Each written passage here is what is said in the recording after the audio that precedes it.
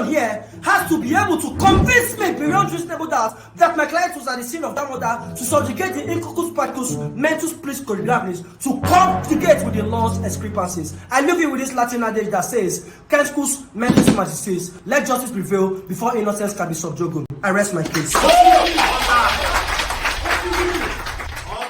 Counsel, air yourself.